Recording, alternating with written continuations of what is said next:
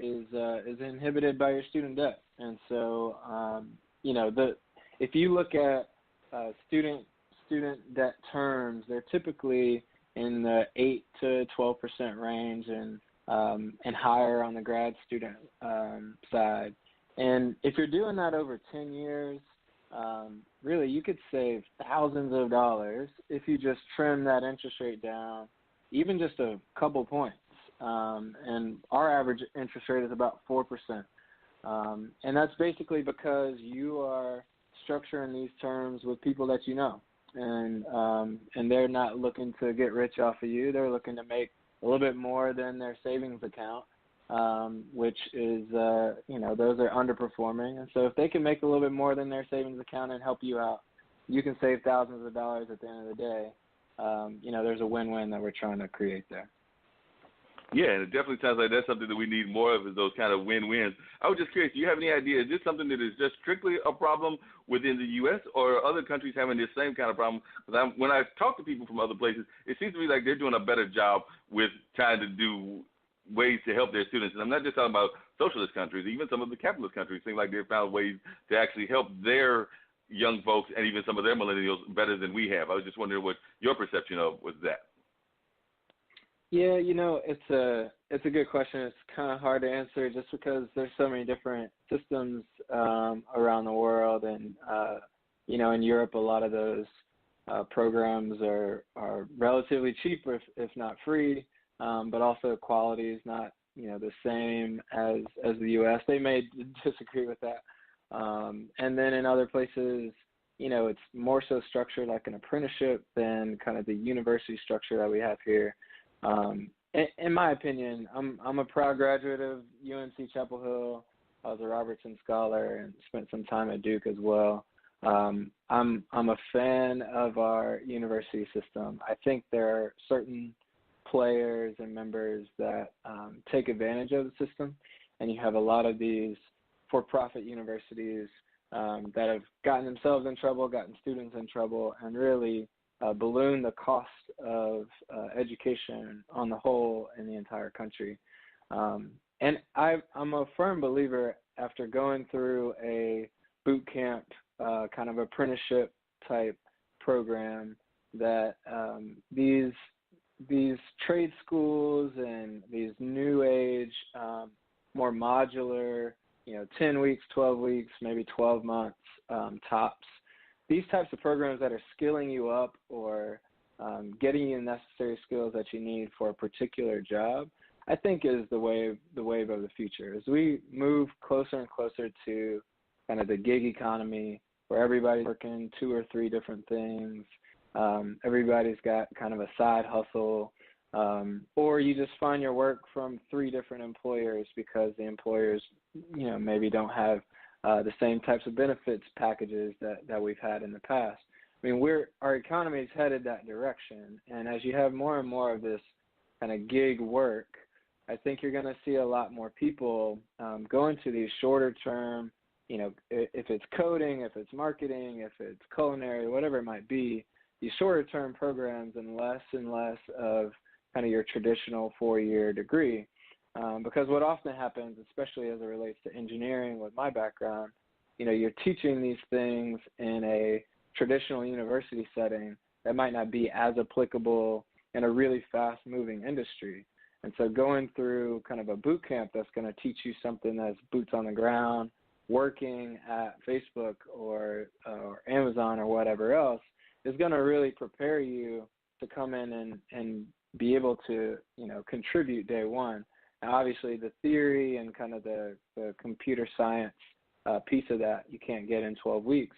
But as I said, I think as we go more and more towards this gig economy, it's more and more like a meritocracy. What have you done for me lately? What can you do for me now? And I think you'll see a lot more creative programs out there.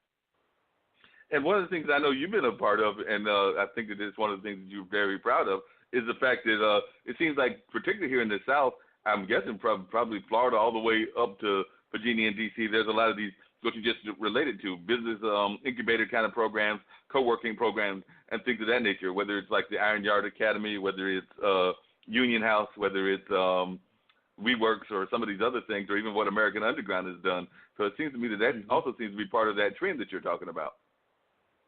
Oh, most definitely, most definitely. Iron Yard was a coding boot camp back a few years ago. They had a nice run, and there have been lots of coding boot camps that have sprung up since. And again, I'm bullish on that. There are programs like Hack the Hood and Code the Dream that are doing some great work in our communities and getting folks ready to pursue that next step in engineering. And I think to be honest, I think that's a big leveler of the playing field. If you can move into these industries that are really fast moving and more of a meritocracy, I think you can see kind of a leapfrog of advancement and wealth generation for communities of color. So I'm bullish on it. And you mentioned American Underground. American Underground and the other Google Tech Hubs are really unique. You know, they're coming at it from a different angle. WeWork is its own beast. It's more of a real estate company than anything else. But American Underground and others, Union Member House, are kind of approaching it from a different angle.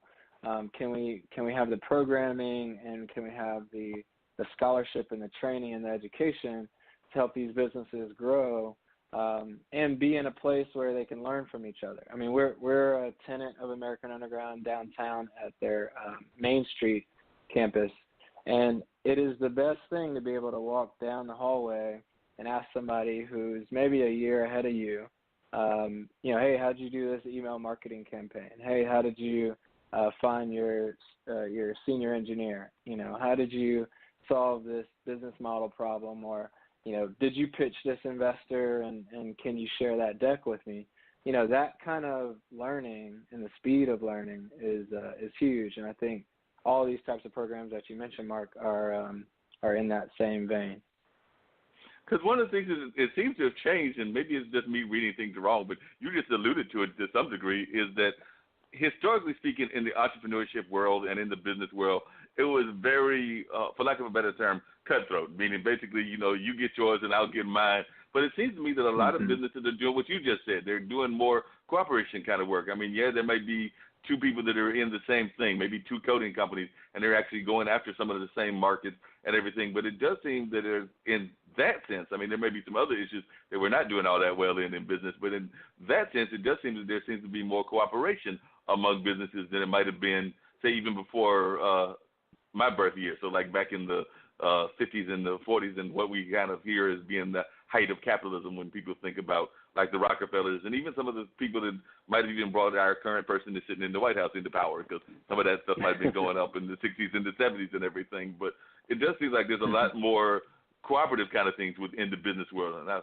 is that a misread on my part, or would you agree that that is actually what is happening, that the millennials are being more cooperative in the business world? Yeah, it's a really interesting question. You know, I think there's probably a confluence of factors. My initial reaction as you're saying that is, yes, I agree. I think a lot of business are more collaborative these days. Now, they're also quite cutthroat. You know, I think if you're looking at the startups that are trying to go from zero to hero in Silicon Valley or in New York or what have you, it's a quite cutthroat culture. But I think in general, it's one of the easiest times to start a technology business, a scalable business.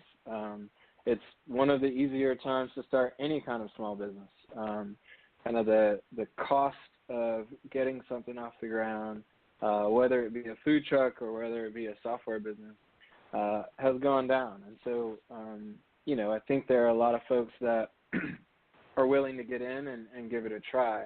I think the interesting piece of at least the industry that I'm in is that if you're in a big enough market, there's plenty enough to kind of share. And a lot of people, at least in software, are not, you know, holding fast and firm to you know, all of there's lots of different types of IP, right? There could be your hard and fast IP that you might want to patent, but there's also just kind of human capital and kind of trade secret type stuff. And I find that when you're in these incubators or accelerators or what have you, everybody's moving 100 miles a minute and trying to grow their businesses as fast as they can. But I find that a lot of people are often willing to reach back and help out and share things that they learned and whatnot. Now, if it was somebody in fintech that I would go and ask, hey, how did you do this? Maybe I wouldn't get that next meeting. But I think there's a lot of collaboration cross industry and in the same kind of stage and phase of your business. Well, and how do you think we're doing in terms of doing a lot of this entrepreneurship development within our school system? Because that's one of the things that I'm always concerned about is that we have a lot of growth. And, yes, I agree that the colleges are doing a wonderful job. But I'm wondering, do you feel that we're doing enough job in terms of reaching out into the younger people, the high school kids and the junior highs, and just making sure that our youth that are coming up have an understanding of this rich careers that are available? Because as you mentioned before, Haiti had a very rich African-American business community, and I do think that there's some more businesses that are coming up that are of various minority backgrounds that are kind of almost growing like a new kind of Haiti environment now. They may not have a central location the way that old Haiti did, but there may be more scattered around and not necessarily have one center home the way that the old Haiti district was. But it does seem that there is some growth, but I'm wondering, are we doing enough job in terms of reaching out to our youth so they understand some of these careers that are available? Or do you think that some of our youth, whether they're here, whether they're where Dean is in New Jersey, are kind of not feeling as much the opportunities are where they are at in their high school level? Or do you think that you're seeing enough of that kind of development? Yeah, it's a good question. I will answer, but I want to flip it back on you. I mean, have you seen any programs, any good models in the school system that you can point to? Not that I can think of. I mean, I've seen some people that have tried to do some business programs and they tried to, incorporate entrepreneurship within some of their business. I don't know that they necessarily, and I know that the Code in the Iron Yard has reached into the high schools and sometimes, but I don't know that I've never necessarily seen one that is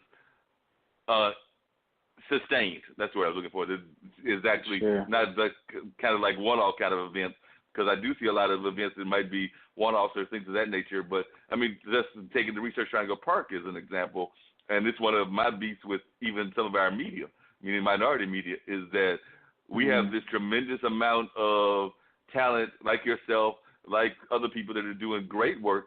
I can even name companies, Glaxo, Red Hat, things of that nature that are of different minority communities. And I don't know the last time that I saw a story on, say, somebody like you or somebody like somebody else that I would have to do research to figure out who they are, but that are doing some of this kind of innovative work, not just in the mainstream media, but in our own media. And I'm sitting there going like, well, if you're supposed to be our media, these media should be covering all of our aspects, not just the things that are negative, but you should be covering some of the positive things that are happening in our community as well.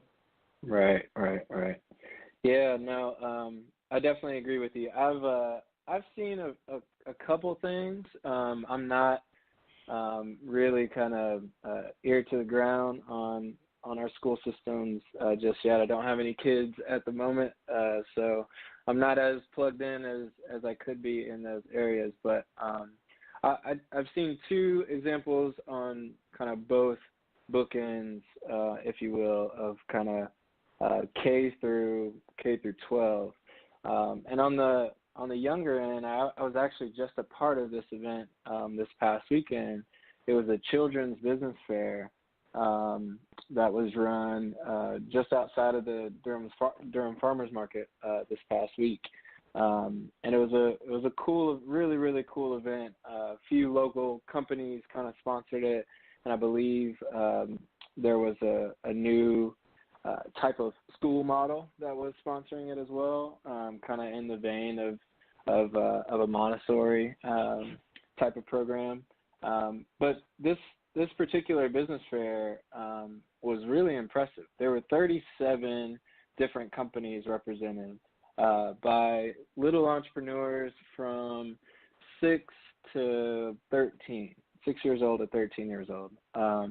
And their businesses were multifaceted. I mean, we're talking about the Brown Sugar Sisters was my favorite. These two African American sisters,